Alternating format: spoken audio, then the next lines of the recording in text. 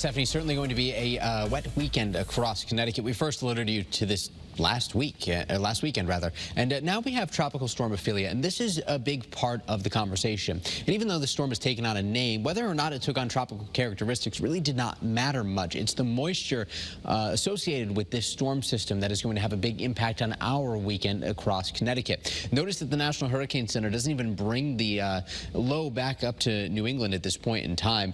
A bit of a change from yesterday's forecast, but the change as far as sensible weather goes for us, it's about the same. Essentially what that means is that we're still going to be dealing with at least some showers as we get into the end of the weekend and start of next week. First alert futurecast showing the clouds thickening up. We keep this easterly wind direction around through the entire weekend, breezy at times. Showers developing tomorrow with periods of rain expected, especially through the afternoon. There could be a lull here or there throughout the day tomorrow, especially in the evening.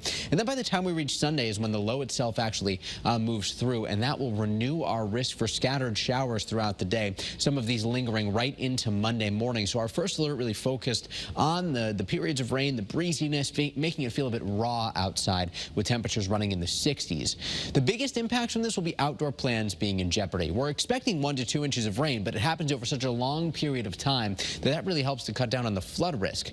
As far as wind gusts go, mostly below 30 miles an hour, and while there may be an isolated power issue that pops up, we are not expecting widespread power issues at all, and the coastal flooding risk is quite low. There could be some very minor inundation issues in parts of Fairfield and New Haven counties right along the Long Island Sound. Wind gusts will be out of the east and northeast tomorrow, again in the 20-mile-an-hour range. So breezy, you'll notice it, but not enough to really have big impacts. Today, compared to yesterday, we're anywhere from just 1 to about 5 degrees cooler right now, and that's thanks to temperatures staying in the upper 60s and low 70s due to the higher clouds that have been building in. If you want to head to the Big E later on this evening, though, try to soak in the dry weather while it's here. Temperatures will be in the 60s through about 8 o'clock. By 9 o'clock, we're into the 50s. Clouds remain thick.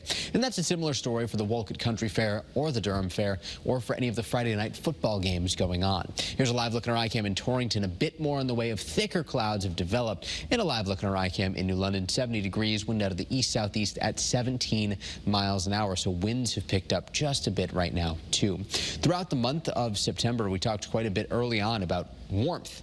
That's certainly not the case this weekend, though. Something else that we've talked about a lot, especially on the weekends, has been the risk for rain showers. The second weekend of the month, rather, and we had some rain, of course, Monday the 18th. We'll add more rain the 23rd and 24th. Maybe we will be able to sneak out some dry weather as we get into the end of next week to end the month.